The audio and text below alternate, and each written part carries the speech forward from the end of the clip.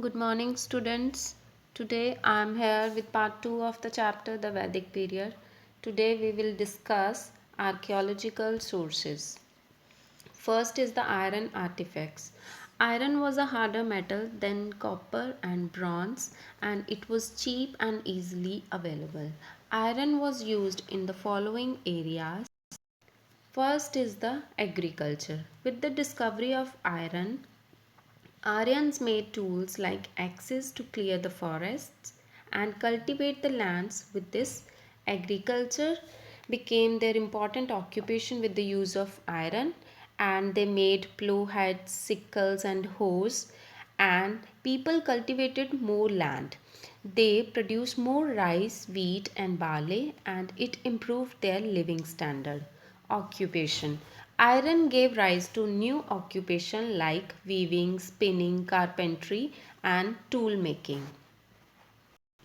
Next is pottery. Pottery forms an important source. The graveware and PGW, which means painted graveware pottery, is discovered in various sites in Punjab and Haryana. PGW is very fine, smooth, and even colored pottery, as you can see in the picture. It was made up of well worked, high quality clay.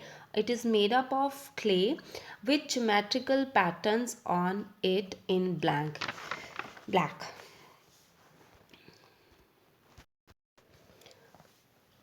Early settlements. On the basis of the names of the rivers and mountains mentioned in the Rig Veda, it is believed that Aryans entered in India from Afghanistan and settled in the valley of the Kabul River and the Punjab. They call this northwestern part of India Sapta Sindhu, or you can say the land of seven rivers. And these seven rivers were Satluj, Ravi, Byas, Jhelum, Chenab, Sindhu, and Saraswati. Later, this region was named Brahmavarta, or the land of gods, because the composition of Rigveda took place here on the banks of river Saraswati, which considered most sacred. Society. Aryans lived in villages. Family was the fundamental unit. The oldest male member was the head of the family. He was called the Kulpati or Grahapati, and after his death, responsibility was shifted to the eldest son. Several families lived in a gram or village, and several villages formed a visha. As you have in our country, as you have states, then cities, then villages, their society was just like that. Several, the head of the village was the Gramini or the Visha or Vishapati. Rajan or king was the head of the Jana.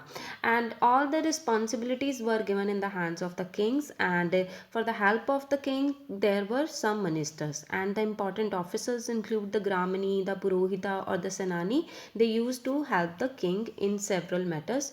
What was the function of the Senani? Senani was the commander of the army. And who was the Purohit? Purohit was used to do the religious ceremonies, and the administration was the villages was carried out by the Gramini. These were the three duties of these three persons. And the king did not maintain any regular army, and in times of war, he used to organize and to perform military functions. In the Rigvedic period, there were three popular assemblies, and these three popular assemblies were Sabha, the Samiti, and the Vidhata. And these three societies used to advise the king in different matters. And in the later Vedic period, kingship became hereditary, and all the divine elements came to be associated with the king.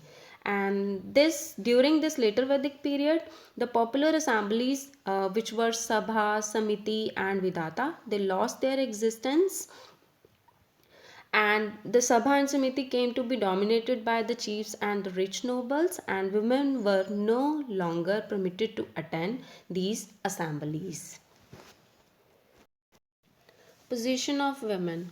During the Rigvedic period, women were respected. The institution of marriage had become sacred. The daughters were given freedom to choose their husbands.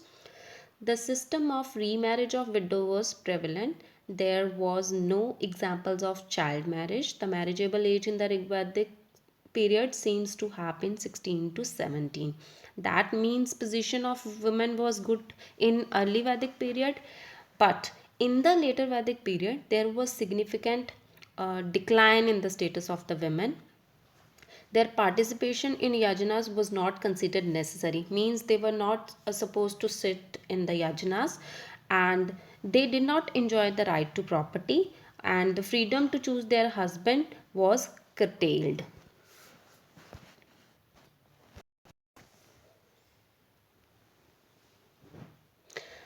The class division.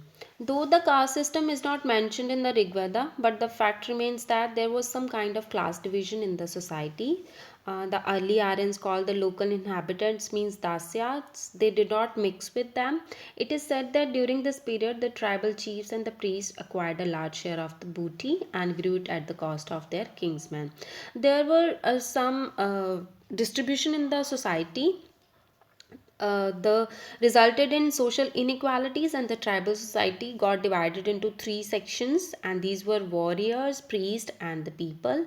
And later on this division was converted into the different classes. In the early Vedic period the society was divided into different classes based on the professions, and a person could adopt any profession of his choice, and according to Rig Veda. People followed different professions which became hereditary in course of time, and this resulted in the division of society into occupational classes. First class was the Brahmanas, then the Kshatriyas, then the Vaishyas, and later the Shudras. What was the position of the Brahmanas? The Brahmanas or the priests performed religious rituals, the Kshatriyas participated in the wars, and the Vaishyas engaged in business and looked after agriculture as well as industry, and the Shudras served the upper classes. Now, the four ashramas. In the early Vedic period, man grew up according to the family traditions. So, in the later Vedic period, the whole lifespan of an Aryan came to be divided into four periods, and these life stages, these life four stages, were divided into 25 years of duration each. Means there were four ashramas. First was the Brahmacharya. Its time period was from uh, till 25 years, or you can say from 1 year to 25 years. During this period the pupil was expected to acquire knowledge in the gurukul and observe strict discipline. That means in this life period a student has, or you can say a child has to go to the gurukul and they had to get the education there. During the period of grahastha ashram, man was supposed to marry and raise a family, and he has to take the responsibility to maintain his family, and this period lasted from 25 to 50 years. This was the second stage. Third stage is the vanaprastha ashram. It lasted for the age from 50 to 75 years, and during this period man was expected to retire from worldly life and acquire spiritual knowledge. And the last stage was from 75 to 100 years, and it was known as the sannyasa ashram, and this was period of renunciation, means to leave away everything. Man had to leave everything forever and go into meditation in order to attain moksha or salvation. Gurukul. Education was imparted through private gurukuls, which was the resident of the guru, and it was the most sacred institution. The students lived there. Most of the teaching was done orally, and the main object of education was to bring about physical, mental, and spiritual development of the pupils or the students. The subjects of study included the Vedas, Puranas, grammar, mathematics, ethics, logic, and religious belief of the Aryans. The people in the Vedic age worshipped forces of nature. Many gods are mentioned in the Rig Veda. Some of them were Indra, Agni, Varuna, Vayu, Surya, Yama, Prithvi, etc. With religious evolution, simplicity of nature worship was lost, and rituals and sacrifices become a daily routine in which milk, ghee, grains, etc. were offered to the deities.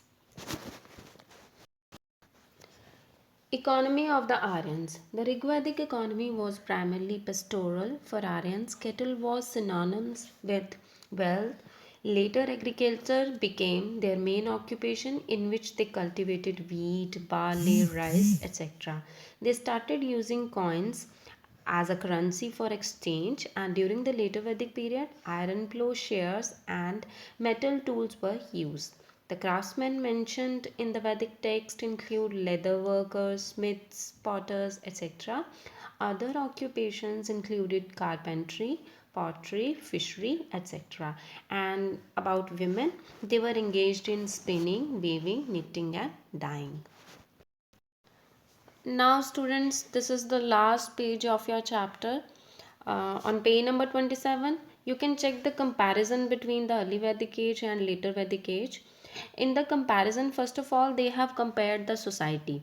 If you will check that, they have written that in early Vedic period, family was the basic unit, and in later Vedic, joint family system was there. Second is women enjoyed equal right in early Vedic, and in later Vedic there was decline in the position of the women. Then caste system was there in early Vedic, and in later Vedic period the caste system was became rigid. And in early Vedic, Gurukul system was there, and in later Vedic, Gurukul system was further enlarged. Food included in early Vedic were milk, barley, fruits, vegetables, and meats. And in later Vedic, it was consumption of meat was reduced, and rice became their staple cereal. Then worship of nature and nature forces were there in early Vedic, and religion became more complex in later Vedic period. Indra, Agni, Vayu, Varun, these were the gods which they were worshipped in early Vedic, and Brahma, Rama, and Krishna, and incarnation of Vishnu and Shiva came to be worshipped in later Vedic period. And in early Vedic period, there were absence of temples and idols. Hymns were chanted in the open, and worship of forefathers and belief in life after death was there. And in later Vedic period, Brahmins introduced many rituals and made their position secure. Faith in superstitions and spells, and like doctrines of karma, dharma, and moksha. So this is all about this chapter. So now you have to write the short question answers in your notebooks. I'll be sending you the notes, and try to do the structured questions by yourself. Thank you, students. Stay home and stay safe.